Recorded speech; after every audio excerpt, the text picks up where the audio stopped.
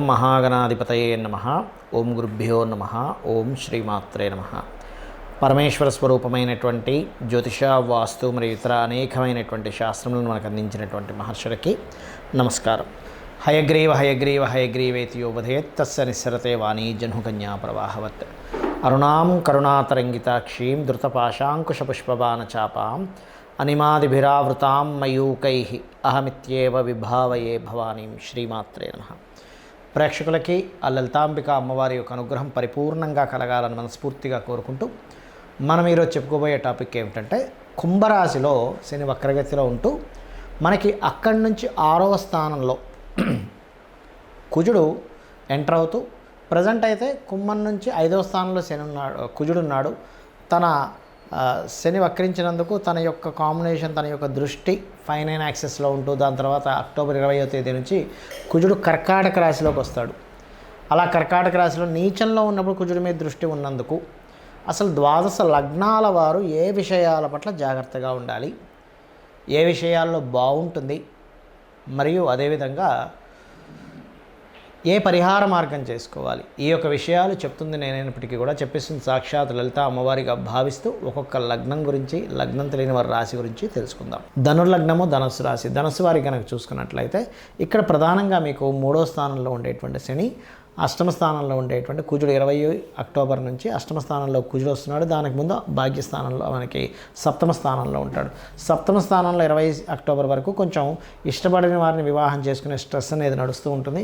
ఇక 3వ స్థానంలోనే అష్టమ స్థానంలో 20 అక్టోబర్ నుంచి వచ్చేటువంటి కుజుడు ఈ కాంబినేషన్ ఎటువంటి ఫలితాలు ఇస్తుంది అని చెప్పి చూసుకున్నట్లయితే, ప్రధానంగా మనకి ఇక్కడ ఇచ్చేటువంటి ఫలితాలలో 3లో ఉండేటువంటి శని ఏదైతే ఉన్నాడో కొంచెం సిబ్లింగ్ వరుస వాళ్ళతో, లేదా ఏదైనా ఒక అగ్రిమెంట్ చేసుకునేటప్పుడు, ఒక బిజినెస్ అగ్రిమెంట్ చేసేటప్పుడు, ఒక లాంగ్ టర్మ్ బిజినెస్ అగ్రిమెంట్ చేసేటప్పుడు కొంత జాగ్రత్తగా ఉండాలనేటువంటి చూపిస్తుంది.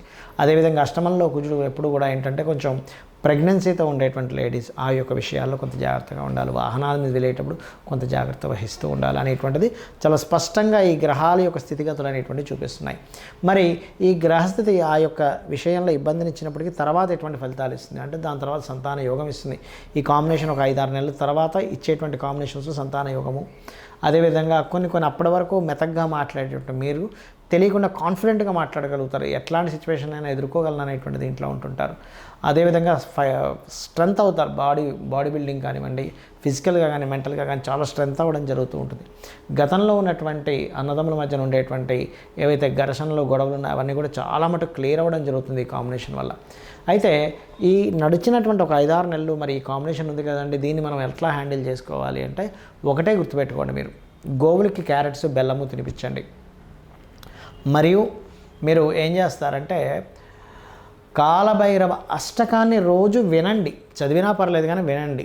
అదేవిధంగా స్కందునికి సంబంధించినటువంటి సుబ్రహ్మణ్యేశ్వర స్వామికి సంబంధించిన అష్టకం చదవండి మెయిన్గా. మరియు అదేవిధంగా హోమాలకి ఎక్కువగా పార్టిసిపేట్ చేయండి. నూనెతో మన కాలభైరవుడు హోమం, నూనె నెయ్యి కలిపి హోమం చేయండి. అందులో ముఖ్యంగా నువ్వుల నూనె మీరు అందులో కాస్త ముఖం చూసుకొని ఆ నూనెని బాటిల్లో వేసి శివాలయంలో దానంగా ఇవ్వండి. ఇవి కనుక చేసినట్లయితే ఖచ్చితంగా బాగుంటుంది. అన్ని విధాలా మీకు మీరు నిత్య జీవితంలో చేసే ప్రయత్నాలు కానివ్వండి, కొంచెం ఆపద దగ్గర దాకా వచ్చి వెనక్కిపోవడం జరుగుతుంది రెమెడీస్ కనుక చేసుకున్నట్లయితే. ఈ శనికుజులు పరస్పర వీక్షణ ఇది ఒక 4-5 నెలలు ఉంటుంది. కాంబినేషన్ ఇవన్నీ మనం చెప్పుకున్నాం. అయితే ఈ కాంబినేషన్స్ ఉన్నప్పుడు ఎవరి మీద ఎక్కువ ప్రభావం చూపిస్తుంది, ఇది మోస్ట్ ఇంపార్టెంట్. ఎలా అంటే చూడండి, ఇప్పుడు మనకి చలికాలం వచ్చింది, అందరికీ జలుబేం చేయదు. కొంతమందికి ఏమో ఎక్కువ జలుబు చేస్తే, కొంతమంది నార్మల్గానే ఉంటారు. ఎందుకు? వాళ్ళల్లో ఆ శక్తి ఉంది, తట్టుకునే శక్తి కొంతమందికి ఉంది, కొంతమందికి తట్టుకునే శక్తి లేదు. ఇన్ఫెక్షన్స్ వచ్చినప్పుడు కొంతమందికి వస్తుంది, కొంతమందికి రాదు. అంటే అర్థం ఏమిటంటే, వాళ్ళల్లో ఇన్బిల్ట్గా ఉన్నటువంటి శక్తి ఏదైతే ఉందో అది వాళ్ళని రూల్ చేస్తుంది, అది గుర్తుపెట్టుకోవాలి. అలాగే మరొక విషయం ఏంటంటే, మరి ఎవరి మీద ఎక్కువ ప్రభావం చూపిస్తుంది? మీ జన్మజాతకంలో కనుక శని కుజుల వీక్షణలు ఉన్నా, అంటే శని నుంచి కుజుడు అష్టమంలో ఉండడం, లేకపోతే శని నుంచి కుజుడు సప్తమంలో ఉండడం, చతుర్థంలో ఉండడం, దశమంలో ఉండడం, అంటే 4 and 10 యాక్సెస్ ఇట్లా ఉన్నాయి, లేదా కలిసి ఉన్నారు, అప్పుడు మీరు మరింత జాగ్రత్తగా ఉండాలి. అదీ కాకుండా ఆ కాంబినేషన్ ఉన్నటువంటి వారు పర్టికులర్గా మహాదశ కూడా నడుస్తుంది అనుకోండి, అంటే శని కుజులు కలిసి ఉన్నారు లేదా వీక్షణలో ఉన్నాయి, ఆ మహాదశ నడుస్తుంది. కుజ మహద్దశో, శని మహద్దశో, లేకపోతే ఆ రెండూ కలిసి ఏ రాశుల్లో ఉందో ఆ రాశి దశ. అంటే ఉదాహరణకి బుధ రాశుల్లో ఉంది, బుధదశ వచ్చిన, కర్కాటకంలో చంద్రరాశిలో ఉంది, చంద్రదశ వచ్చిన, సింహరాశిలో ఉంది, రెండు కాంబినేషన్ కలిసి రవి యొక్క మహాదశ వచ్చిన, ఇట్లా ఆ రెండూ కలిసి ఏ రాశుల్లో ఉన్నాయో ఆ మహాదశ, లేదా రెండు విడివిడిగి రాశుల్లో ఉంటే ఆ అంతర్దశ మహాదశ, ఎందుకంటే అవి రూల్ చేస్తూ ఉంటాయి. కాబట్టి ఇది గుర్తుపెట్టుకోండి.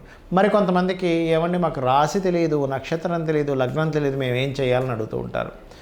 అలాంటి వారు చేయవలసింది ఏమిటి అంటే సింపుల్గా ఏమీ లేదు. ఇక్కడ మీకు దగ్గరలో గోశాల ఉన్నట్లయితే గోవు దగ్గరికి వెళ్ళి చక్కగా మీరు క్యారెట్లు బెల్లము తినిపించండి. మంత్రం ఏం చేసుకోవాలి? లలితా సహస్రనామాల్లో ఓం అనాకలిత సాదృశ్య చుబుకశ్రీ విరాజితాయై నమః, ఓం స్కందాయ నమః, లేదా ఓం హరిమర్కటాయ నమః, ఈ రెండు కలిపి కూడా చేసుకోవచ్చు. ఓం అనాకలిత సాదృశ్య చుబుకశ్రీ విరాజితాయై నమః, ఓం హరిమర్కటాయ నమః, ఈ రెండు సంపుటీకరణ చేసినట్టుగా కూడా చేసుకుంటే మీకు ఆ శని కుజులు ఎవరైతే ఉన్నారో ఆ ఎనర్జీ ఫార్మింగ్ చేసేటువంటిది ఎలా అంటే ఇప్పుడు బాగా బయట చలేస్తుంది, కానీ కోట్ వేసుకున్నాం, స్వెటర్ వేసుకున్నాం, మనకు చలియదు. ఎందుకు? బయట చలి ఉంది కదండి అంటే మీరు ఒక రక్షణ కవచాన్ని పెట్టుకున్నారు. అలాగే ఒక మంత్రం అనేటువంటిది ఏం చేస్తుందంటే ఆ ఎనర్జీని ఫామ్ అవ్వనివ్వకుండా చేస్తుంది. ఇది గుర్తుపెట్టుకోండి. అలాగే మరొక విషయం ఏంటంటే ఎప్పుడైనా శనికుజులు ఉన్నప్పుడు ఏమవుతుందంటే మనుషుల్లో అన్నిట్లో కూడా ఒక అగ్రెసివ్ నేచర్ని ఇస్తుంది. మనుషులు మాత్రమే కాదు, మీరు పెంచుకునేటువంటి పెంపుడు జంతువుల్లో, అది గుర్రాలు కావచ్చు, కుక్కలు కావచ్చు, పిల్లులు కావచ్చు, ఏదైనా పెంపుడు జంతువులు చూస్తున్నాం అనుకోండి, అవి కొంచెం అగ్రెసివ్గా ప్రవర్తిస్తుంటాయి.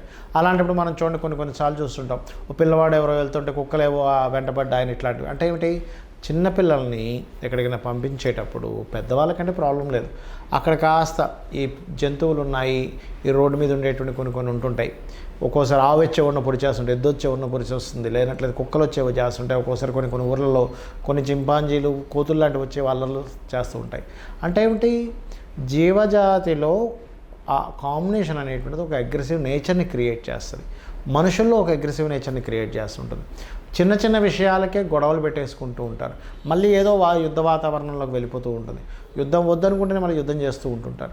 ఇలాంటివన్నీ కూడా జరుగుతుంటాయి. కాబట్టి మీరు కనుక ఈ రెండు నామాలు రెగ్యులర్గా కనుక చేస్తూ నువ్వులు కందులు దానంగా ఇస్తూ ఉన్నట్లయితే మీకు డేట్ ఆఫ్ బర్త్ ఉన్నా లేకపోయినా మీ గ్రహస్థితి తెలిసినా తెలియకపోయినా ఇబ్బంది ఉండదు.